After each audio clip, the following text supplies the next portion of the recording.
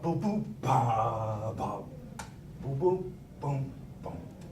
Boom, boom, ba, ba. So put a little accent or hump on that side of it. See what happens. 1, 2, oh, 1.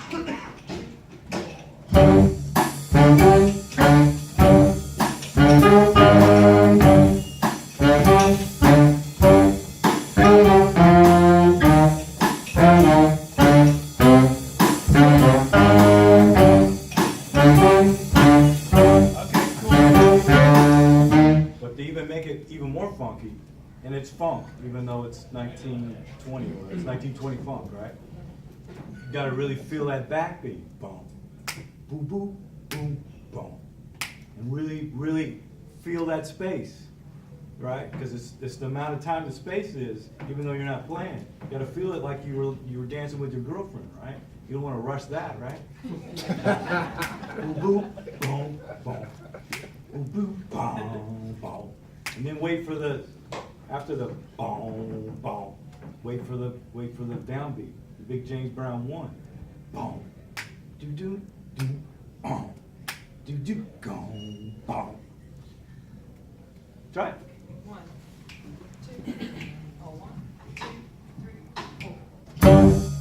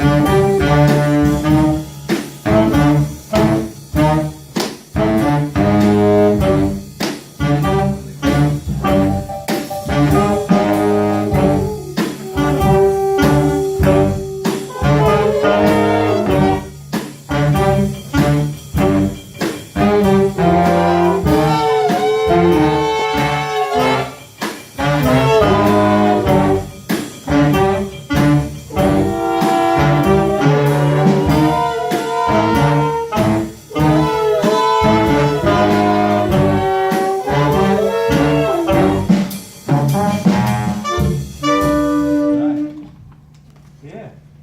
All about attitude now. You know the notes. Sounds good. Right? Yeah,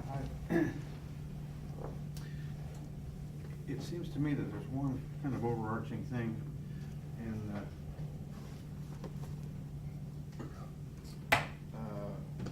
kind of hits over all three tunes. And it has to do with motion. And John was just getting to get a lot more motion. Part of it is getting your heart a little bit. But, you know, without motion, there's no emotion. And you have to get the feeling of motion. And it felt a lot of the time like you're just sort of laying here. Even though you're playing the notes very well, getting into this attitude, getting this hard input and this motion happening is really big. It would turn everything into music. I think there's a good speech metaphor here.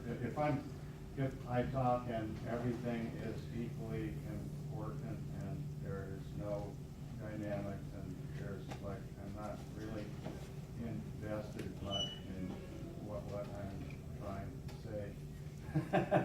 You have to be patient to even get through a sentence with me. You know? But when I'm really speaking, then I've got some flow in what I'm saying, and there's certain things that matter more than other things. Some words I just throw in. In other words, if I have to really emphasize. You know what I'm saying? When you do this, it has to be like you're speaking because you're trying to express something from your heart when you play it. It's not just about learning fingerings and vowel positions and slide positions and so on. It's about, can I get some music out of the thing?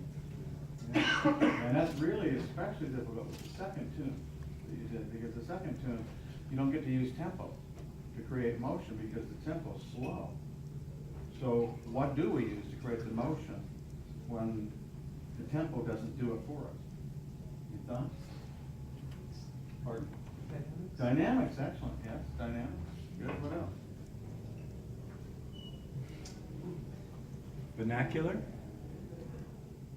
Yeah? What does he mean by that?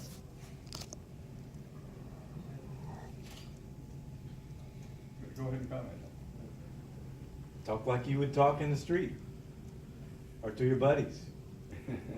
You know, just like you were saying, vernacular is how, it's like dialect, language. You know what it sounded like? You call your friend on the phone. John, I would like to come over. Are you busy?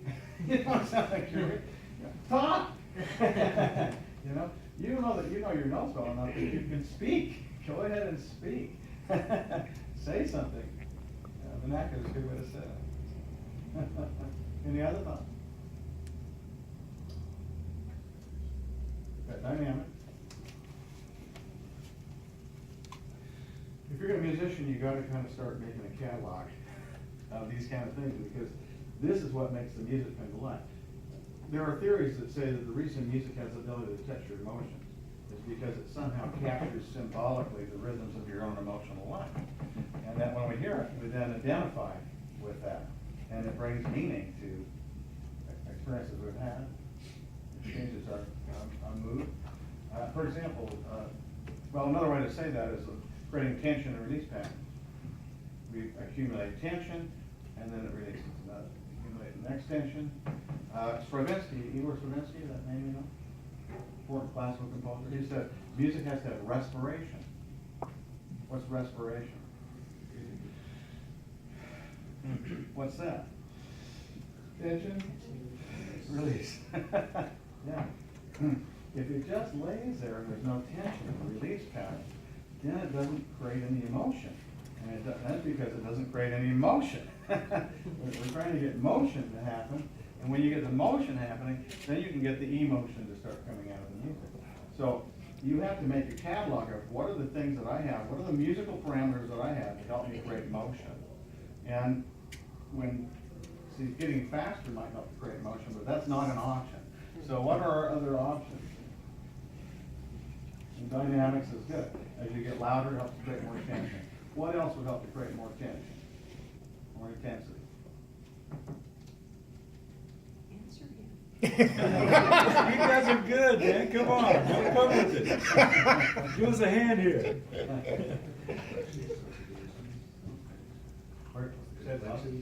Inflections? Okay, dramatic devices can help with that, absolutely. You did a really nice Hodges scoop. I would like to have seen you be a little more consistent with that Hodges style. You were playing it nice. You had one like really nice Hodges scoop in there. Yeah. Sometimes we hear people say they're critical about playing higher, faster, louder. Well, that's if the band is only based on that, on playing higher, faster, louder. Do we use higher, faster, louder? Absolutely. You can't play music without higher, faster, and louder. So we got dynamics. We got playing faster. We got playing higher. We got playing more complex rhythmically, more complex harmonically. We've got dramatic devices, as you mentioned. We've even got, sometimes if you set it up right, even silence. and things like that can make that difference. I think what this band needs to do is get some music out of this, and we got to do it by getting this motion. I know it's biting off a lot, but why don't we try that second chart? The Jeeps. Yeah. Yeah. The drummer, did a nice job of holding the tempo back and making it feel good, though. Yeah. It's a hard thing to do there. I think a huge key in this is the bass. And it's interesting that you're playing electric bass. I think both of you play electric bass. Does nobody play acoustic bass? We were working on the acoustic, but we didn't want to break more. Yeah, okay. Travel issue. Yeah, Yeah, yeah. we're doing it on acoustic. Yeah, okay. It's better if you can do that. Yes. Is this kind of unusual for you to play electric? No. You play it all the time? They're both like first year players, so. Okay. Throwing them in. You're kind of a key in making this motion thing happen in the rhythm section. And I felt like you weren't really invested. You were playing the notes. But how much of it was coming from, how do you know? Can you just play for a second, just on the bass before we start? Just play a little bit of Jeeps.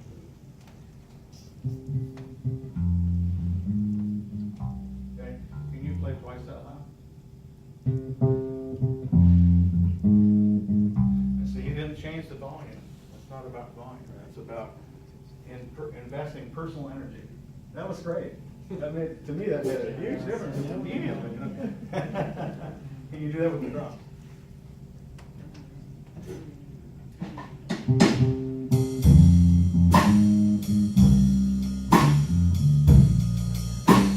Okay.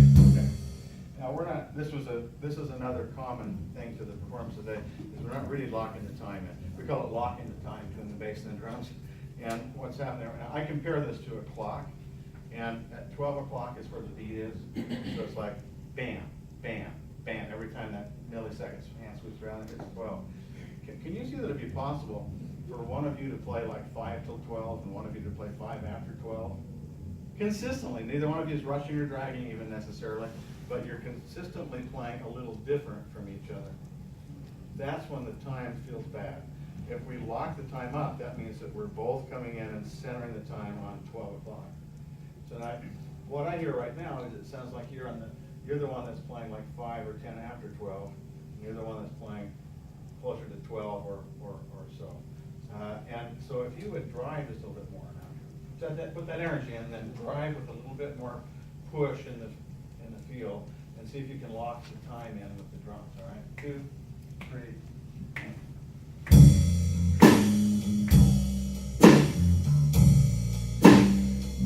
Okay. So what that means is every time he hits, you gotta hit with him. He's like flam. It's like a flam. He hits and then you hit. Can you just drive a little faster and see if you can hit right when he hits? All right, 2, 3, and.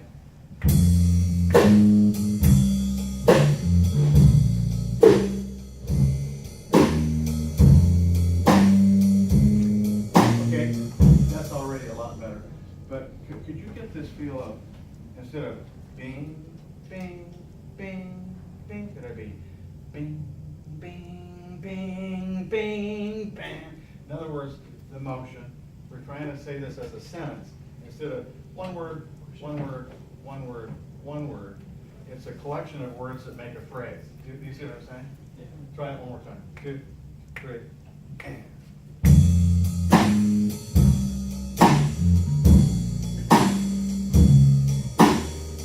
Drive forward. Make it drive forward. Dig in. A little more energy.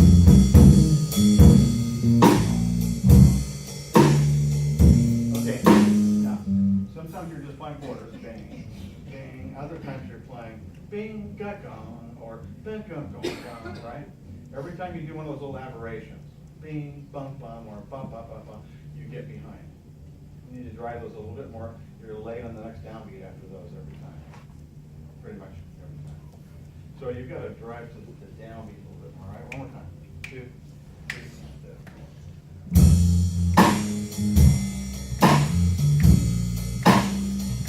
much better. Play louder.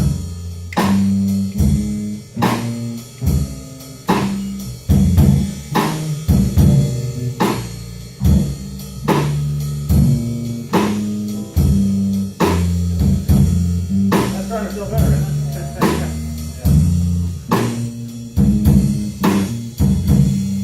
Dig in.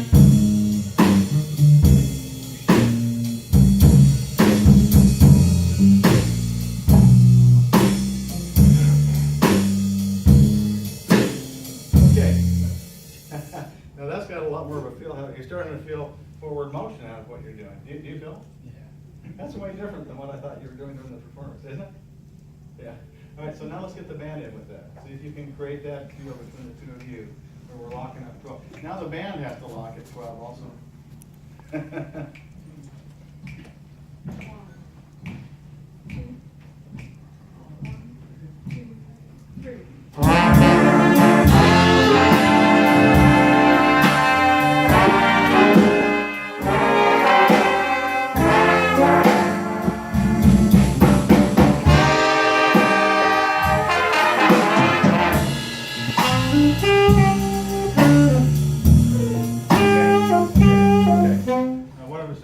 About putting more energy into it, you need to put a lot more personal energy into what you're doing.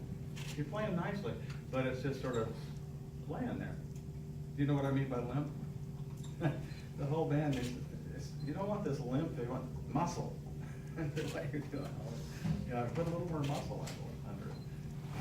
And to the whole band, what kind of feel are you trying to generate here?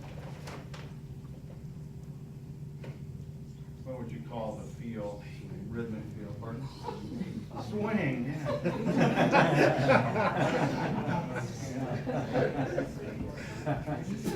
Do you know that the drummer is doing a nice job creating a triplet through this? There's a triplet subdivision that's going underneath this, right? The horns are not making the triplet subdivision. You're going ba-da, ba-da. I can't get two triplets. There needs to be two triplets in the downbeat.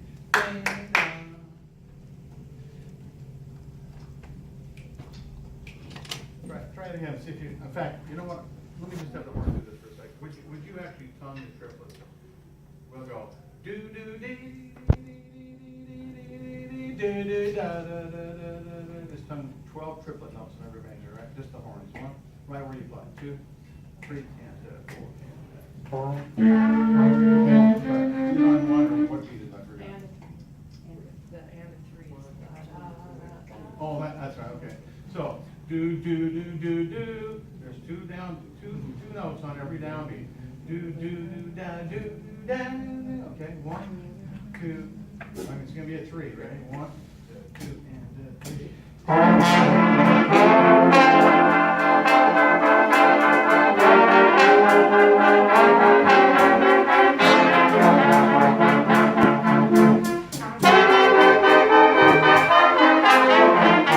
Okay.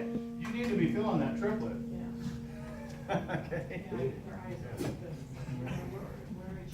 Okay, so let's try it. Now, you probably need to do it more times than that for it to really sink in, but try to imagine the triplet. Once you've done it physically like that with the subdivided, then you can imagine it more easily. Try to imagine the triplet. Boo-doo, boo-dee-da. I have a whole other way I talk about this that makes it a little less of a math problem, but let's try this first one more time. 1, 2, 3.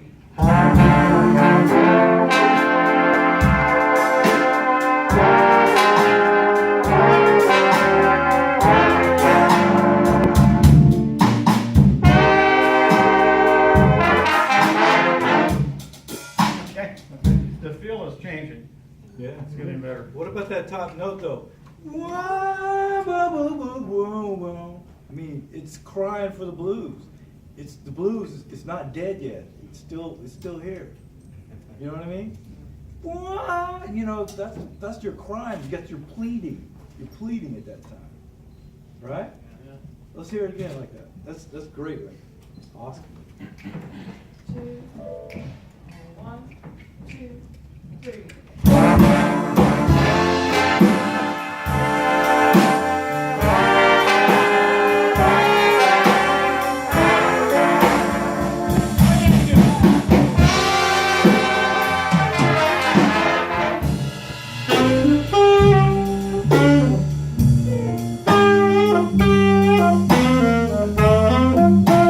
Big breath. Take a big breath and dig in a little more.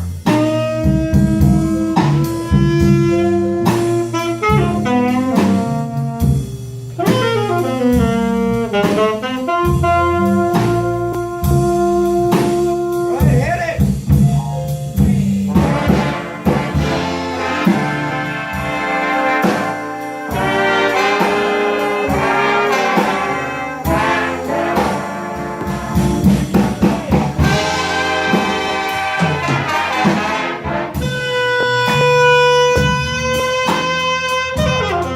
Oh yeah.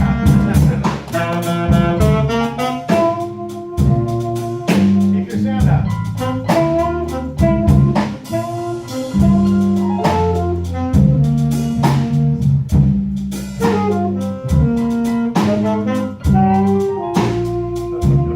Okay. Yeah, keep your sound up. There's times when you had it up nice and then you just gotta back off and don't keep playing. Play the whole time. Yeah. I mean, Johnny Hodges played that solo soft, but he had a lot of air going through it. Yeah, there's a lot of intensity. A lot of intensity, a lot of air.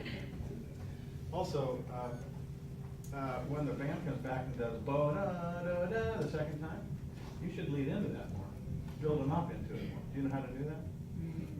Just doing it before. Yeah, you're setting it up, right? So you maybe you play, you know, maybe you add a triplet in the bar, play triplets through the whole measure before the band comes in, and build it up so the band comes in. You're the one that spurs the band on. Yeah. Yeah. John, you want to add some stuff? Work with the first artist? Yeah, I had yeah, can I just hear a bit of the Cotton Club stuff? Because I think I might be able to help you with that figure a little bit.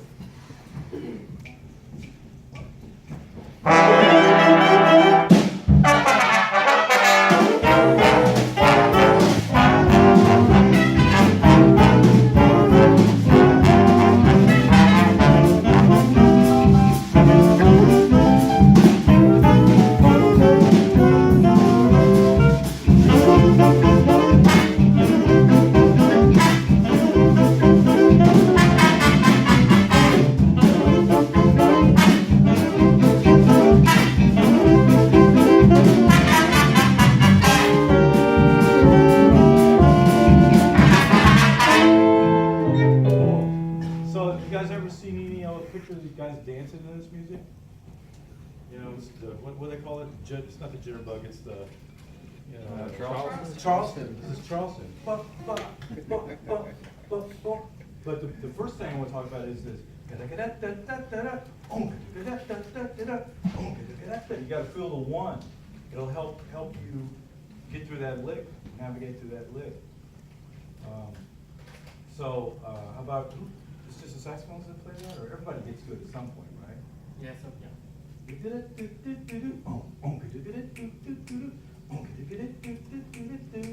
just take from right there and really, yeah, play from there. There might be some of the drums you can kind of help settle that into. You right at the top or you're at Wherever that figure comes from. Well, we have it at G. C? This was at a club, and people were having a good time. They were flirting up girls, and they were dancing and having a great time. See, that's part of this. You got to get aggressive and make it fun, right? C? 1, 2, 1, 2, 1,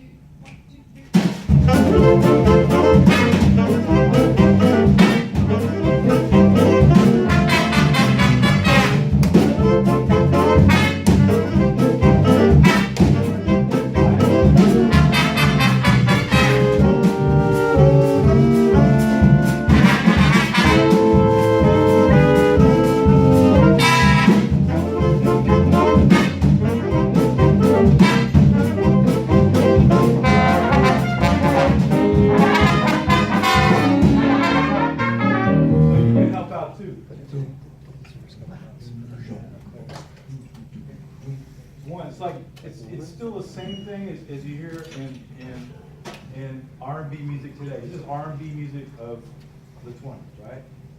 It's all about the one, James Brown, and the one.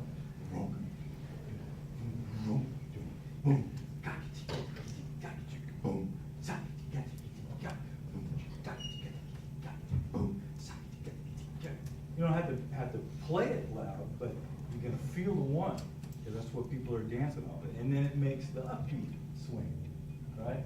If you don't have any context, then the upbeat doesn't swing, you know?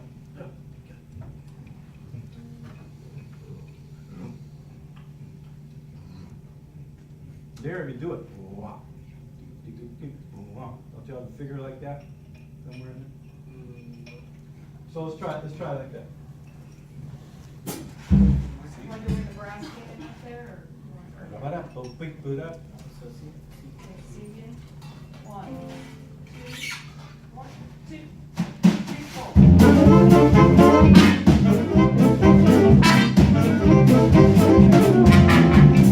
Don't play it. Feel it. Let him do it. Okay, one more time.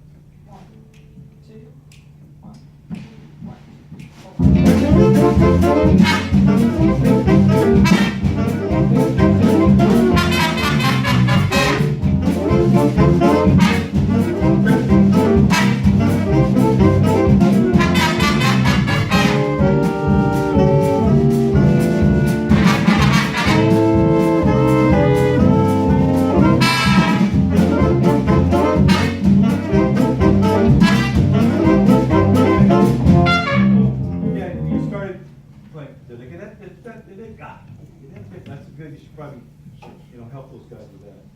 And then when it gets to this melodic section, that's when you can kind of like really open it up. Do, dee, da, da, da, and really bring it out and, you know, put air to the horn at that point.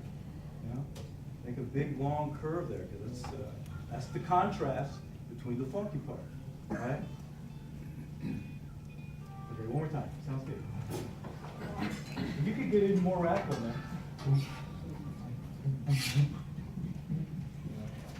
That's the motor right there, even more than the drum. 1, 2, 1, 2, 1, 2.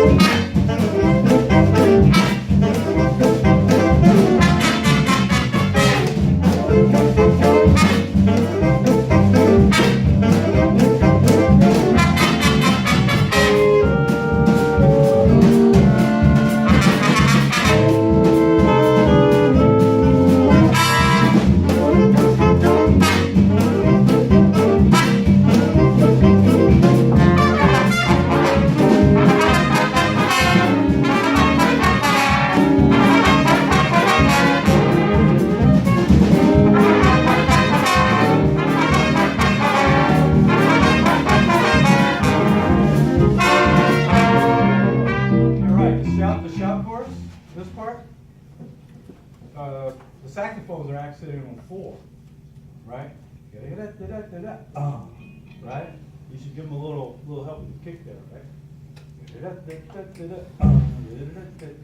But you still got to feel the 1, or else it won't groove the rest of the phrase in the next part one, right?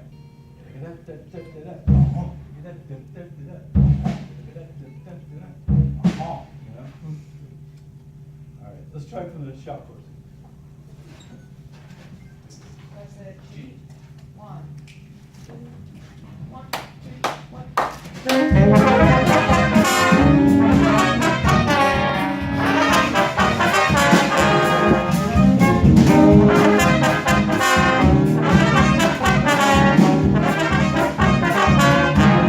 With your kick, just do it with me. And keep the groove and do the, keep the 4.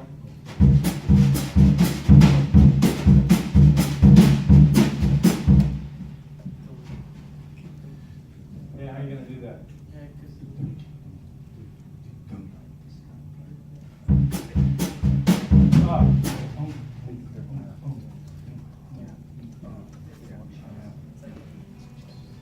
Just leave out 3. Leave out 3. Leave out 3. Don't.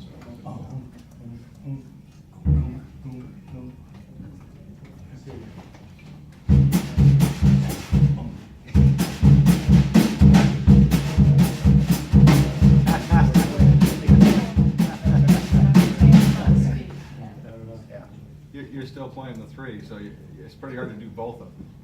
Yes. So, Just bump. Okay. Sorry. so just,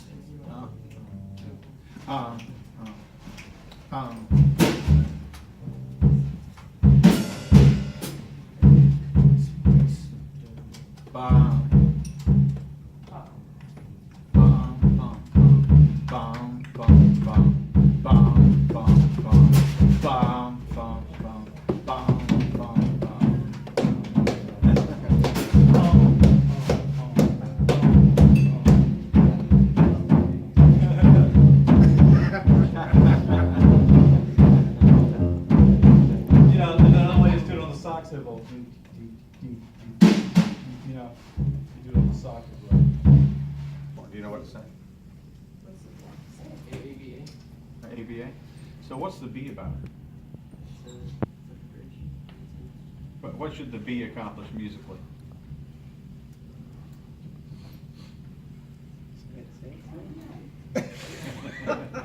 How is it different from the A? It's more melodic, it's more, The B should be a contrast, right? yeah. To the A. Yeah, I think you could make a lot more of a contrast. What makes the contrast? But A, but you got this kind of thing. What happens in the B section? Yeah, it's kind of like the trio on the march, you know. Yeah. You got a whole different legato kind of a thing. Now, you should, and John was trying to get you to do this when he was out there, but try to bring that, sing it out, you know, bring it out. Try it, just make the connection from, if you could start maybe the second A and then go into the B and see if you can make a good contrast. So you'll go at B, start at B, 2, 4.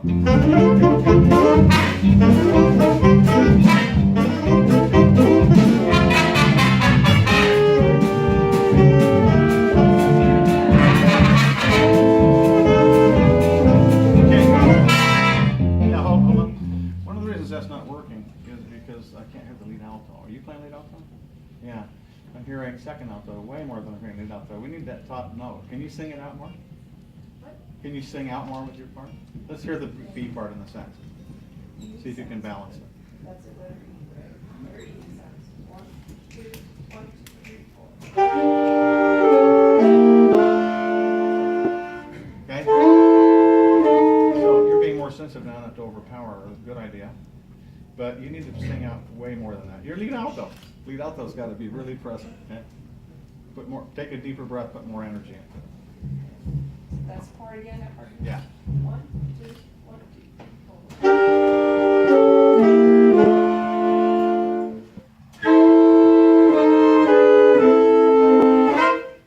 Okay. It all sounds like you're playing on classical mouthpieces. Are you playing on classical mouthpieces? Do you know what I mean by that? Yeah, I can't tell from here what you're playing on it. It doesn't sound like.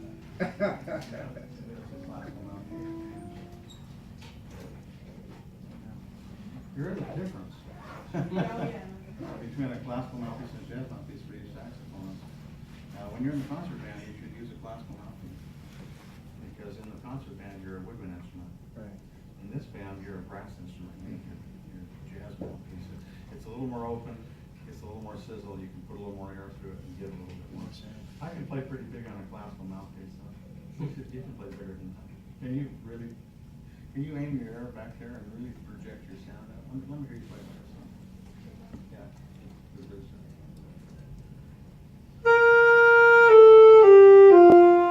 That's better. Now take an even fuller breath. Put some air in more. Ready? Yeah. You can get more out of that. It'll be easier with a little more open mouthpiece, but you can do it with that. I fully believe you have to play on what you have. If that's what you have, then you make it work. You know? If that's what you have, you put a little bit harder read on it. And so it doesn't close off too much when you push it. And then push it more. I would have to say that this last tune, John came up and had you play it again. The band sounded more energetic. You sounded more like you were personally invested in what you're doing. And that makes all the difference to the audience. It looked like you're having more fun. There was more energy coming. And that's infectious. You know, when that goes out, then you start feeling energy coming back. That's an exhilarating performance. When the energy goes out, energy goes back. You feed on that. More energy goes out, more energy comes back, and we keep this thing. And everybody goes out going, yeah. And you do it. You're playing more like that now. I call it playing with professional solidness or professional authority. If you play near a professional player, you say, "Oh my gosh, I had no idea that it was really that loud." It's a lot of strength. You know, if you could have stood on the stage and listened to John. Did you hear John's band last night? We were here. Oh, bummer. Yeah. If you could have heard, it was a great performance. If you could have stood on the stage next to the players, you would have gone, I don't believe how much air is going through the horns. Yeah. It's loud where I stand. Yeah. I call it pulling the swing back, and it helped all you wind players. It's kind of like what I was asking the bass player to do. Dig in and play twice as loud with personal energy. It's like pulling a swing back. When you swing someone, I bet you've all got a little brother, sister, or nephew, or niece, or somebody that you pull back in a swing, and get this thing ripping, right? What happens if you pull it back about 6 inches and then just let go? Big thrills, right? Yeah, this is it when you're breathing. It's like if I go, or, you know, you have to take those full breaths. Just practice taking a full breath. I remember Randy Brecker talking to me about playing in a hot water bottle. And you probably don't know what that is, but it's like a rubber bottle. You just put water in it and put Now we got heated, electric things to do that. But he would take the hot water bottle and he'd play his studies into the hot water bottle. He was doing those Herbert L. Clark studies and stuff, and the water bottle would be going. Then he said, my goal is to recover all the yards of spent and flatten the bottle again.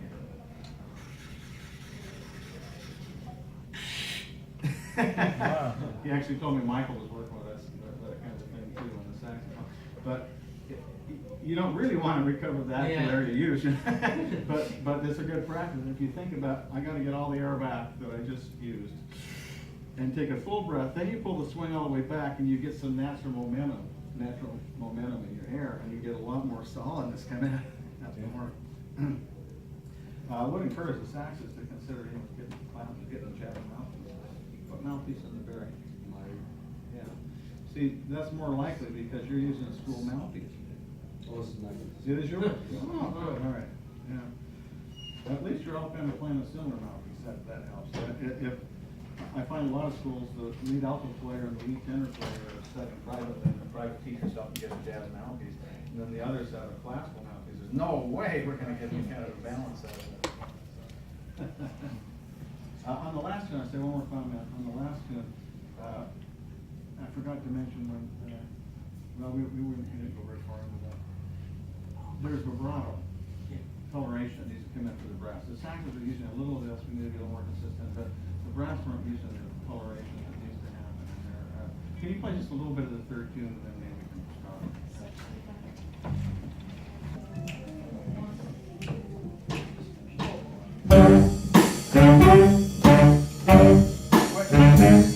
Where's the part where you're doing your thing with your back? Right on.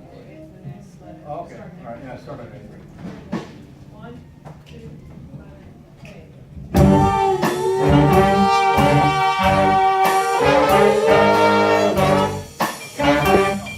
On the long note, a little bit of vibrato, right? You ever play with vibrato? You know how to get it? Okay, try it one more time. 1, 2, 3.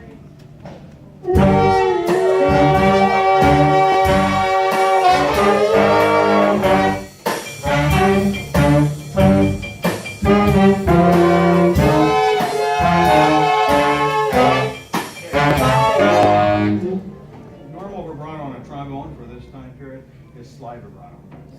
Yeah, you're using your lips. If you just slide for a second, and it's a little wider, see what happens.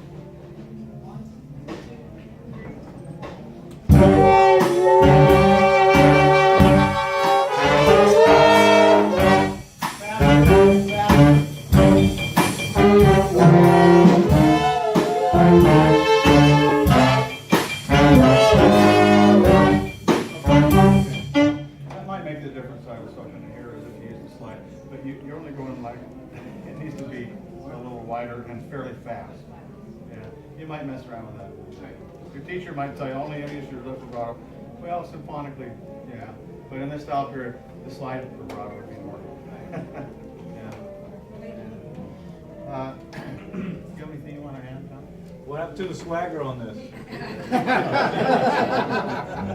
You know, the hump is really on two. Boom, boom, boom, boom, boom, gone, gone, boom, right?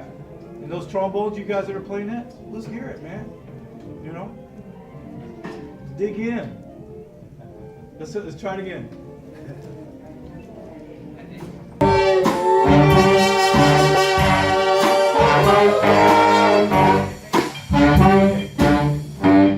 don't think I see any of you feeling that beat too, like he's talking about. It's like, you're playing like, bum, bum, bum, bum, bum, bum.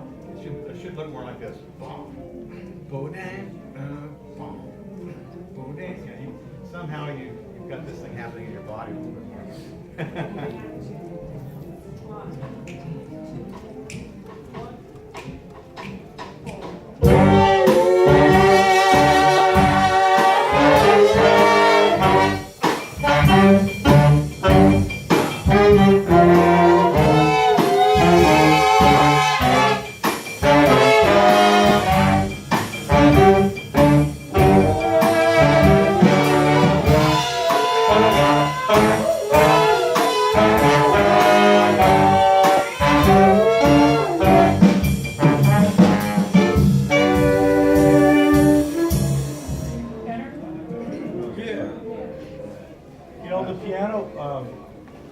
triplets.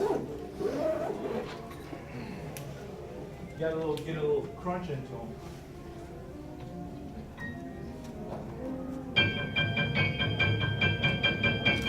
You gotta help drive it. Right? I don't know. Try that again.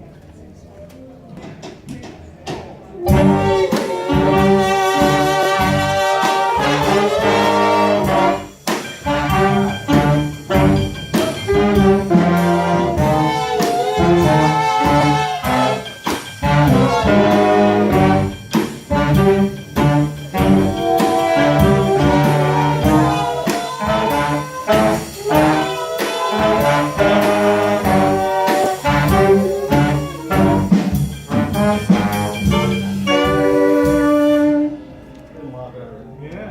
That's starting to have some attitude and some spirit to it. So, we're out of time. Hope you've had a good experience here. And I think, what's the moral of the story today? What should we summarize?